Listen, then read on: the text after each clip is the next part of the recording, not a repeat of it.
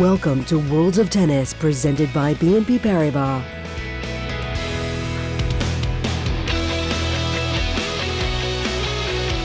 After an 8-year hiatus in 2008, tennis returned to the world's most famous arena, Madison Square Garden and New York City. Since then, celebrities, presidents, tennis legends, Grand Slam champions, and world number ones have taken part in what has become an annual celebration of the sport. A celebration which is now spread across the globe. In 2013, 55 countries participated in World Tennis Day with activities designed to promote tennis and encourage young and old to pick up a racket.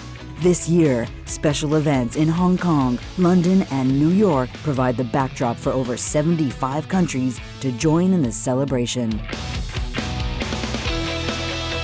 With the likes of Djokovic, Murray, Li Na, Agassi, and Sampras providing the star power, World Tennis Day takes center stage. One day, one sport, one celebration. In the next half hour, we'll preview World Tennis Day.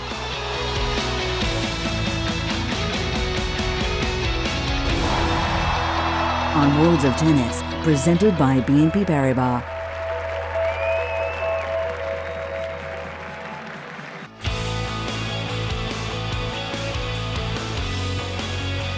Bob and Mike Bryan are perhaps the best doubles team of all time and are the current world number one team. They have won 15 Grand Slams and are the first team in tennis history to have all 4 majors plus an Olympic gold at the same time. The Bryans will be playing some other brothers in New York City on World Tennis Day, the McEnroe brothers. John has been dubbed one of the best doubles players of all time and is a former world number one in singles and in doubles. As native New Yorkers, John and Patrick are well aware of the honor of playing at Madison Square Garden. Justin Gimelstob had a chance to talk to them about the Bryan brothers and what this night means.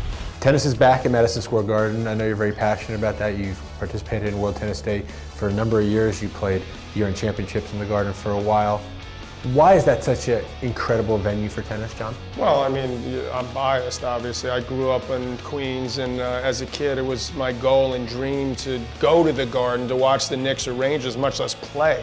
One of the biggest mistakes we ever made in our sport was leaving there, in my opinion. It's the greatest indoor arena to me in the world.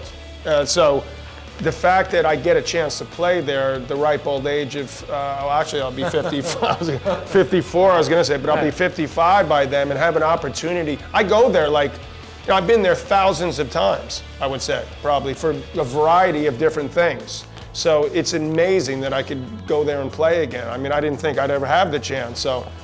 You know, I feel bad for the Bryans. Yeah, I feel real bad for them. Well, we were lucky enough and had the chance to play at Wimbledon this past year. I was going to bring that up because I watched that. Yeah. And it was a little disconcert, not Bryan level-esque. Well, it wasn't, but we'll be ready. But the point is, I don't know if I agree with that. Yeah, that was a pretty good team we played. Yeah. But the point is, that was our third match in 3 days. Yeah, that was the other part. We're going to be peaking for the Bryans. We're not have any matches before. How good are the Bryan brothers, John? The Bryan brothers, to me, are one of the top, teams that ever played. Top. But there's other great teams. Does it bother you that their records are so disproportionate now because of the way doubles has gone? It doesn't bother me. I mean, I'm happy they're good guys, and they're single-handedly, to me, trying to keep doubles alive. And I like Mike and Bob. I find it a little bit annoying when I hear people like yourself say, the greatest doubles team of all time. There was more singles players played in my day and earlier, and even after. And you can't sit there and tell me guys like, Newcomb Roach from their time, or Edberg Yared, Hewitt McMillan at a certain time. There's certain great doubles teams, or you could pick up guys like, you asked me who I'd want to play a match with, give me and Sampras a little bit of time to play some doubles. Something tells me we could be a pretty good team. We played a couple Davis Cup matches. So there's this sort of idea that I think they're a great team, and I really enjoy the energy and the enthusiasm they bring to it, and I'm going to feel somewhat bad when we beat up on them. But having said that, that doesn't mean because they've played in an era where, I mean, look, you can only play in the era that you play in. So it's no fault of their own that doubles players play doubles, and the singles players, it's sort of like take it or leave it. Don't really care about it. Patrick, you were their captain in Davis Cup. What are some of the things you guys are going to try and do that you think you could take advantage of that inside knowledge? Well, I'll tell you this, that every time they would come to play a Davis Cup match, the Saturday of the match, they would come and say something to the effect of, this is the biggest match of our life. These matches in Grand Slam finals are the biggest match, and I believe them, every time they stepped out there. Well, this is the biggest match of my life in doubles, okay? So they haven't seen anything. And so, no, but they're... He's trained, you better be yeah, trained. They better be, I'm getting ready, okay? I'm getting ready. I'm going on a diet. They're great, they're great guys, but we're coming to play, and we're gonna have some fun, and they're coming into our house. John and Patrick McEnroe will certainly make it a night to remember.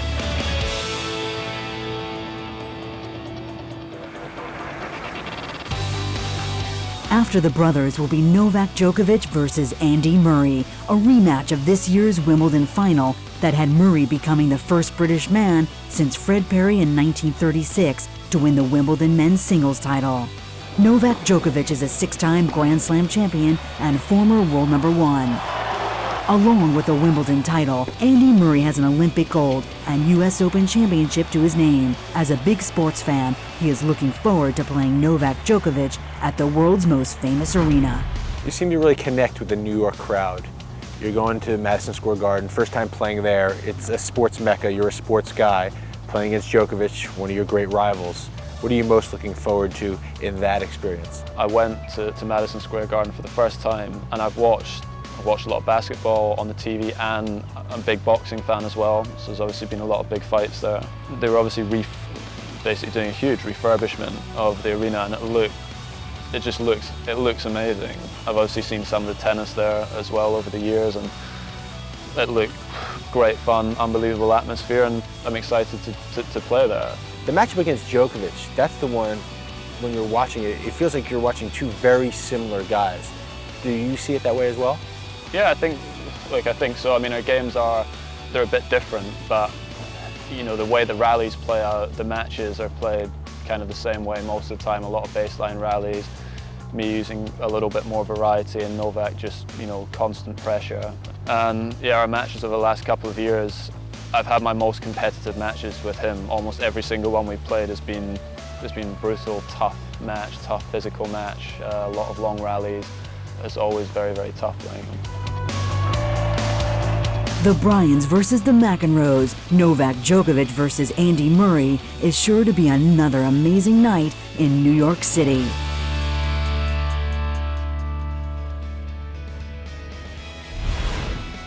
When we come back, we'll preview the inaugural London Showdown with Ivan Lendl, Andre Agassi, and Pete Sampras. You're watching Worlds of Tennis, presented by BNP Paribas. Worlds of Tennis is brought to you by BNP Paribas, the bank for a changing world. And by World Tennis Day. Join the worldwide celebration March 3rd. For information, go to worldtennisday.com.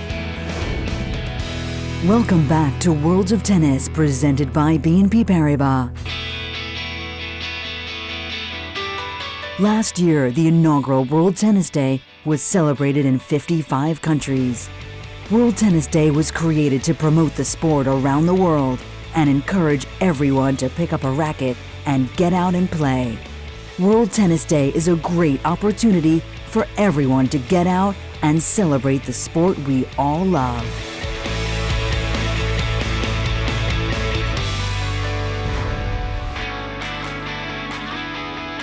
Earl's Court will be the site for the inaugural London Showdown. Pete Sampras, Andre Agassi, Ivan Lendl, and Pat Cash will return to London to recreate two historic Wimbledon finals. Combined, these four men have 224 singles titles, 31 Grand Slam titles, and combined to hold the world #1 ranking for a total of 657 weeks. Ivan Lendl and Pat Cash will kick off the night in London. They met 8 times as professionals, including the 1987 Wimbledon final that Cash won. Lendl spent 270 weeks at number 1, won 94 career singles titles, and 8 majors. Ivan will be the first player to have participated in 3 different World Tennis Day Showdown events. Both of his previous appearances in New York and Hong Kong were against John McEnroe. Justin talked to Ivan about playing Pat Cash and the importance of the day. 87, final of Wimbledon, Pat Cash, he played a dream match. You have a chance for some revenge. Earl's Court, it should be an amazing opportunity, amazing event, a new venue. How much are you looking forward to it? I'm looking forward to playing in London, and playing Patrick will be fun. I don't look at it as revenge. I already got mine the same year in Australia at Sydney indoors, but that doesn't really matter. It matters what happens in the big matches. And Patrick played not only a great match, he played a fantastic tournament. He played well the entire 2 weeks and was very difficult to beat. What are you most looking forward to, and why is this day such a great addition to professional tennis? Well, I think World Tennis Day is a fun day. You start in Hong Kong and then go to London, go to New York, and with the time zones it just fits perfectly. And I was fortunate to play a few years back with John in New York, and then last year John and I played in Hong Kong, and I will play Pat Cash in London this year. It's just a great day for tennis where not only former players but current players as well. So that's going to be a lot of fun.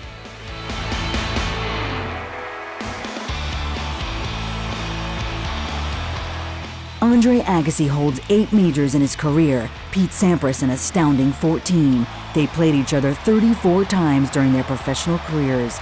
It is a rivalry that still exists today as they get ready to take the court in London. Who was your greatest rival? Well, I think for the most part, it was Andre. He was a phenomenal player and did a lot of things that I didn't like on the court. You know, he returned well and made me move a lot and made me work on my service games. He was a great competitor, he moved well. I mean, he was a great player, and he had that extra gear that not a lot of guys had. Do you like Andre? Yeah, you know, we competed hard, we fought for majors, we fought for the best player in the world for a few years, and throughout the whole competitive days, we got along quite well.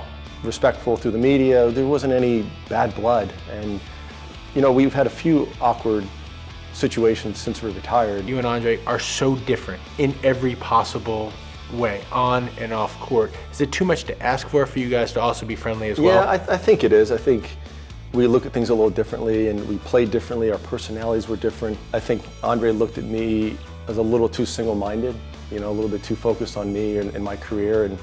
And at the time, that was what I knew and that was my deal. But it's always cool to see Andre. We hang out a little bit, and you know, it has gotten a little awkward here in the last number of years, and it is what it is. I've always taken the high road on it and don't get involved in all the stuff he's saying and whatever, but I'm excited to play in London.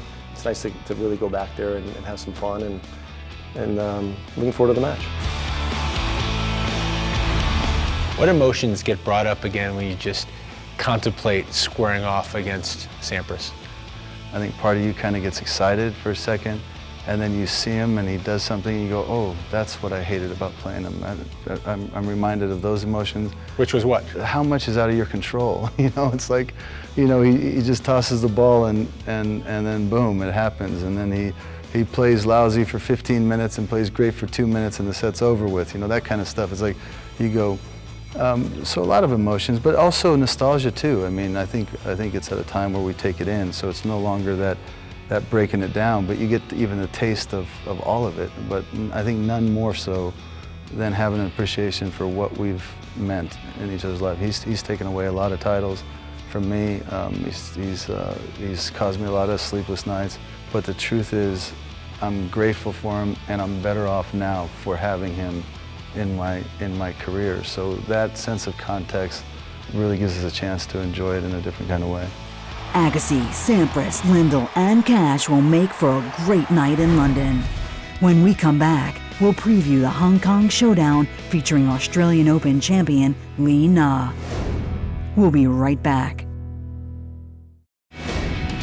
Welcome back to World of Tennis, presented by BNP Paribas. Australian Open champion Li Na headlines the tennis in Hong Kong. This is the second year that Hong Kong will be part of World Tennis Day. This year the event will take place in the brand new Velodrome. Li Na, a two-time Grand Slam champion, will take on former US Open champion Samantha Stosur. Li Na is currently ranked a career-high number 2 in the world and is now the highest-ranked Asian player, male or female, in tennis history. Samantha Stosur defeated Serena Williams to win the US Open in 2011 and was runner-up at Roland Garros in 2010.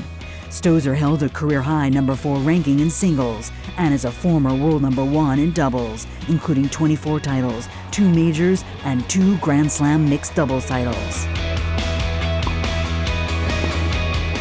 In the other matchup, former world number 1 and 2-time Grand Slam champion Lleyton Hewitt will take on former Wimbledon finalist Tomas Berdych. Berdych has just added a career 9th title, and 2013 marked his 4th straight top 10 season. He helped the Czech Republic to win back-to-back Davis Cup titles and reach the semi-finals at the 2014 Australian Open. Lleyton Hewitt spent 80 weeks ranked number 1 on the ATP World Tour after becoming the youngest to reach the top spot as a 20-year-old in 2001. He has won 29 career titles, 2 Grand Slam titles, the 2001 US Open and 2002 Wimbledon. Hong Kong is going to have 2 terrific matchups. Lleyton Hewitt versus Tomas Berdych, Li Na against Samantha Stosur.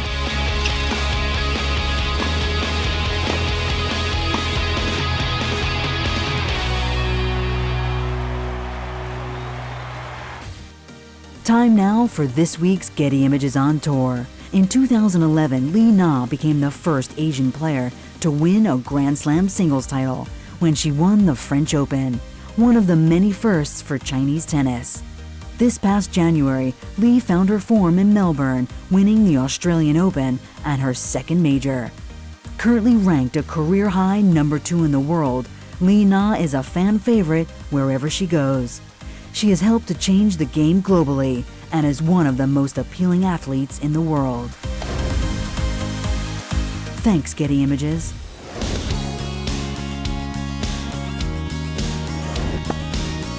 Find events and places to play near you at youthtennis.com. Events welcome the whole family, all ages and levels. And with smaller rackets and shorter courts, kids will have a blast right from the start. So have fun, make friends, and get playing at youthtennis.com. We'll be right back. World of Tennis is brought to you by BNP Paribas, the bank for a changing world. And by the BNP Paribas Showdown. See Djokovic, Murray, the Bryans, and the McEnroe brothers March 3rd at Madison Square Garden. Welcome back to Worlds of Tennis presented by BNP Paribas. As part of World Tennis Day, the International Tennis Hall of Fame will announce the class of 2014. Here's a list of the nominees.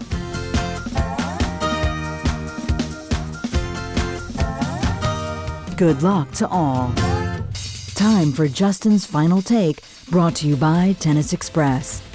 When the inductees of the 2014 Hall of Fame class get announced shortly on World Tennis Day, I fully anticipate my good friend Lindsay Davenport receiving unanimous support.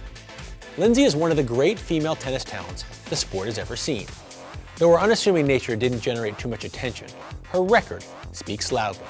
6 major championships, 3 singles, 3 doubles, an Olympic gold medal in singles, 55 career titles, an 80% career winning percentage. She's one of only 4 women to ever hold the year-end number 1 ranking on 4 separate occasions. Lindsay's legacy will be one of modesty and excellence. She's one of the finest ball strikers and cleanest hitters of a tennis ball the sport has ever seen. Lindsay's accomplishments were often overshadowed by the amazing champions she competed with and against. Her career intersected legends like Steffi Graf, Monica Seles, the Williams sisters, Jennifer Capriati, Martina Hingis, and many more. But Lindsay's consistency at the top of the sport will be deservingly recognized in Newport, Rhode Island this summer. As great of a player as Lindsay was, she's an even more devoted mother. she derives so much pleasure from her family and goes about it with the same quiet commitment. She has also developed into one of the most respected broadcasters in tennis.